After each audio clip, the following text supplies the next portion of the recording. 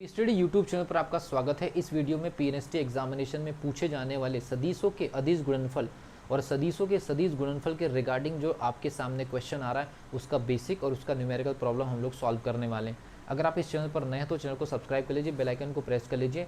Physics या physics के जैसे जो अदर जो सब्जेक्ट है उनके प्रॉब्लम सॉल्व करने के लिए लाइव क्लास अगर आप ज्वाइन करना चाहते हैं तो आप टेलीग्राम विजिट कर लीजिए। टेलीग्राम की लिंक डिस्क्रिप्शन बॉक्स में मैंने दे दिया है, वहाँ से सारे कोर्सेज़ की इन्फॉर्मेशन ले सकते हैं। बहुत सस्ते और बहुत कम कॉस्ट में आप सारे सब्जेक्ट के कोर्स कर सकते हैं।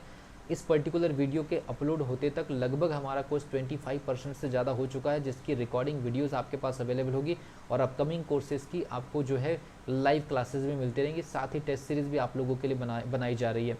तो आज हम बात करने वाले हैं सदिशों का गुणनफल, और सदिशों के गुणनफल को हम दो पार्ट में डिवाइड करते हैं। सदिशों का गुणनफल, मल्टीप्लिकेशन ऑफ वेक्टर। सदिशों के गुणनफल हम बेसिकली दो प्रकार से स्टडी करते हैं। एक आपका होता है अदिश गुणनफल और दूसरा होता है आपका सदिश गुणनफल। किसी भी पर्टिकुलर टॉपिक को अगर सॉल्व कर रहे हैं आप, तो सबसे पहली चीज़ क्वेश्चन बनाते समय या बेसिक पढ़ते समय ही आप कितने ज़्यादा क्वेश्चंस आप यहाँ पर जनरेट कर सकते हैं। तो मैं आपको इस पर्टिकुलर सीरीज़ में यही चीज़ें सिखाने वाला हूँ कि आप पढ़ते पढ़ते ही मैक्सिमम कितने क्वेश्चन जनरेट कर सकते हैं। तो सबसे पहली चीज़ सदिशों का अदिश गुणनफल, बेसिक पहले सिखा दे रहा हूँ। मान लीजिए कि आपके पास में एक सदिश है A1 I cap, B1 J cap, C1 K cap. I cap, J cap, K cap को हम x अक्ष, y अक्ष और z अक्ष की डायरेक्शन में एकांक सदिश कहते हैं और A1 B1 C1 उनके गुणांक होते हैं। उसी प्रकार एक और सदिश ले लीजिए आप A2 I cap, B2 J cap plus C2 K cap. इन दोनों सदिशों के बीच में हमको अदिश गुणनफल निकालना। सबसे पहली शर्त यह है कि दोनों के दोनों सदिश एक समतल में होने चाहिए। दोनों के दोनों सदिश एक समतल में होने चाहिए। दोनों के दोनों सदिश एक समतल में होने चाहिए और दोनों के दोनों सदिश अगर मान लीजिए एक दूसरे को किसी एंगल पर अगर कट कर रहे हैं तो उनका अदिश गुणनफल का कोई न्यूमेरिकल वैल्यू आएगा। अगर ये न्यूमेरिकल वैल्यू अगर नहीं आती है, जीरो आती है, माइनस आती है, इसका अपने आप में ज्योमेट्रिकल रिप्रेजेंटेशन आता है। अभी मैंने नॉर्मली आपके सामने एक समतली डायग्राम बना दिया है कि वेक्टर ए की जगह ये वाली लाइन है और वेक्टर बी की जगह ये वाली लाइन है। तो सदिशों का चाहे वो अदिश गुणनफल कर रहे हो चाहे सदिश गुणनफल कर रहे हो, सबसे पहली चीज उनका समतली होना जरूरी है। असमतली सदिशों का अदिश गुणनफल पॉसिबल नहीं है, ये आपके सिलेबस से बाहर है। ठीक है भी। तो यहाँ पर vector A dot vector B का फॉर्मूला होता है A1 A2 plus B1 B2 plus C1 C2। अगर मान लीजिए हम इसको एक तरह से ऐसे देख लें कि ये 2i cap plus 3j cap plus 5k cap है, vector b is equal to I cap minus J cap plus K cap है। ऐसे ढेरों क्वेश्चन पीएनएसटी या जीएनएसटी में पूछे गए पहले। तो आपको कुछ नहीं करना है, आई से आई वाले का मल्टीप्लाई, जे से जे वाले का और के से के वाले का मल्टीप्लाई करना होता है। 2 into 1 that is equal to 2, 3 into 1 minus 3, 5 into 1 that is equal to plus 5। तो देखिए 5 और 2 7, 7 में से 3 गया 4। तो आप यहाँ पर आराम से इस चीज़ को कैलकुलेट कर सकते हैं। तो 4 इकाई केवल एक नंबर आया, किसी भी प्रकार का कोई सदिश का रिप्रेजेंटेशन नहीं आया, इसलिए हमने इसको अदिश गुणनफल बोला है। और एक और चीज़ मैं बता दूं, दो सदिशों के बीच में अगर आपको कोण निकालना है तो अदिश गुणनफल की सहायता ली जाती है। ये भी आप याद रखिए कि अगर आप एक टॉपिक छोटा सा भी पढ़ रहे हैं तो उसके क्या क्या डायरेक्शन हो सकती है। समतली होना चाहिए, अदिश गुणनफल में नंबर्स में आई जे के कैप नहीं आएंगे। इसके अलावा जो भी अदिश गुणनफल की जो क्वांटिटीज़ आएंगी वो रिप्रेजेंट करती है कोण के बनने को। कोण बनने के ऊपर वीडियो अगर आपको चाहिए वो बिल्कुल सेपरेटली दिया जा सकता है, कमेंट सेक्शन में लिख सकते हैं आप। तो आप देख लीजिए 5 और ये 2 7, 7 में से 3 जाएगा तो 4 बचेगा। ये कैलकुलेशन आप प्रैक्टिस के रूप में कर सकते हैं। अब बात करते हैं हम सदिश गुणनफल। सदिश गुणनफल में भी सेम हमने वेक्टर ए और वेक्टर बी लिया। तो यहाँ पर सबसे जरूरी चीज़ फिर वही है कि दोनों सदिशों का समतली होना जरूरी है। इसमें खास बात यह है, अदिश गुणनफल में गुणनफल का जो रिजल्ट आया या जो फाइनल जो रिजल्ट आया ये नंबर के रूप में आएगा, इसमें कोई सदिश रिप्रेजेंट नहीं होगा। लेकिन सदिश गुणनफल में, अदिश गुणनफल में कुल मिलाकर के नंबर्स आएंगे और सदिश गुणनफल में अपने आप में एक नया सदिश बनेगा जो कि इन दोनों सदिशों पर लंबवत होगा। इसलिए इसका ज्योमेट्रिकल रिप्रेजेंटेशन ऐसा होगा कि अगर ये वेक्टर ए है, अगर ये वेक्टर बी है, तो ये वेक्टर सी है। तो इन तीनों सदिशों में ये जो दो सदिश है इनके बीच का कोण हो सकता है 90 डिग्री से कम या 90 डिग्री से ज़्यादा। वो वेक्टर ए और वेक्टर बी अगर समतल में है तो वेक्टर सी जो होगा ये वेक्टर ए और वेक्टर बी के समतल पर लंबवत होगा। इसको हम इस प्रकार से समझ सकते हैं कि अगर ये वेक्टर ए है, अगर ये वेक्टर बी है, तो ये वेक्टर सी होगा। वेक्टर सी कभी भी वेक्टर ए और वेक्टर बी के समतल में नहीं होगा, उन दोनों के जो कि एक ही समतल में है, वेक्टर ए और वेक्टर बी एक ही समतल में, उसके समतल पर लंबवत ही होगा। ये इन दोनों के बीच का एंगल हो सकता है 0 डिग्री से लेकर के 90 डिग्री के बीच में, या उनसे भी ज़्यादा 120 डिग्री, कुछ भी हो सकता है। इन दोनों के बीच में कोण की वेरिएशन अलाउ है, लेकिन ये जो कोण बनाएगा ए के साथ में भी 90 डिग्री बनाएगा और बी के साथ में भी 90 डिग्री बनाएगा, ये इसका ज्योमेट्रिकल रिप्रेजेंटेशन है। अब जो कैलकुलेशन है वो कैसे होगा? तो कैलकुलेशन करने के लिए वैसे तो मेथड 2 से 3 प्रकार की, लेकिन इसमें एक सारणिक मेथड जो है वो फॉलो होती है।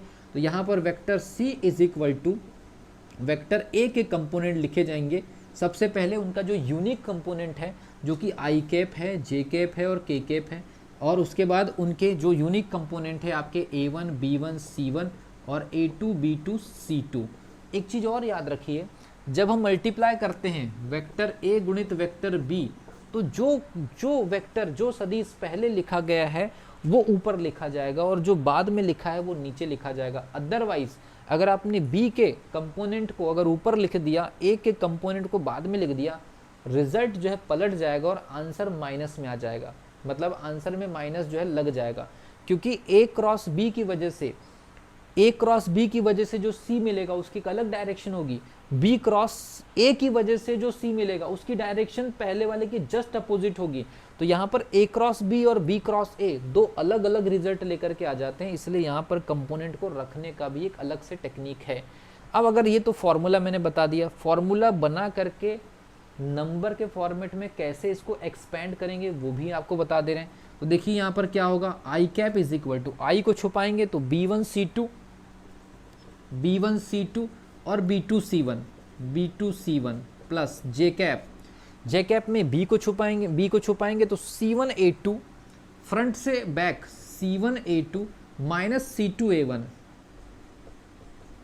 प्लस के कैप, तो इसको छुपाएंगे तो आगे कौन आएगा, A1B2। तो ये हो गया आपका A1B2 माइनस A2B1।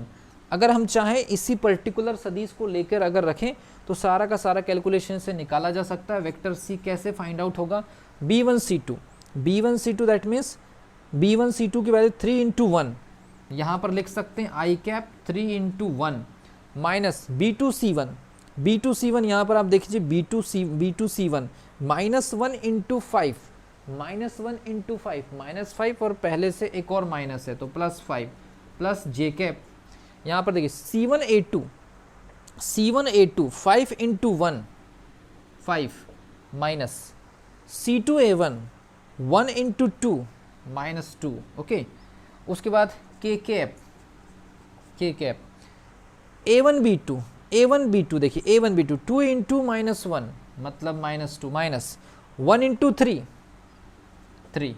तो ये हो गया आपका इस प्रकार से कैलकुलेशन। आप इसको चाहें तो बहुत सारे न्यूमेरिकल के रूप में सॉल्व कर सकते हैं। ऐसे बहुत सारे क्वेश्चन एग्जामिनेशन में पूछे जाते हैं। आप इसको 5 इंटू 3 ये हो जाएगा 8, 5 में से 2 गया ये हो जाएगा 3।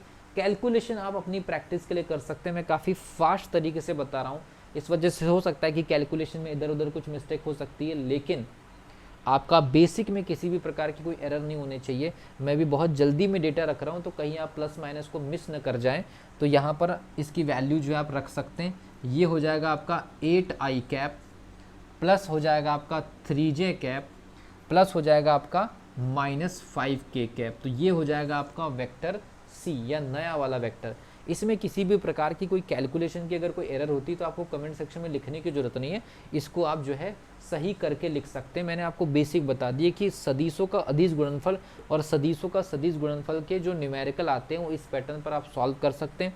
इसमें जो एक्स्ट्रा और भी जो टॉपिक है, जैसे कि दो सदिशों के बीच का कोण निकालना, अगर आप चाहते हैं कि उसके ऊपर वीडियो जारी करें तो वो भी आपके सामने वीडियो बना दी जाएगी।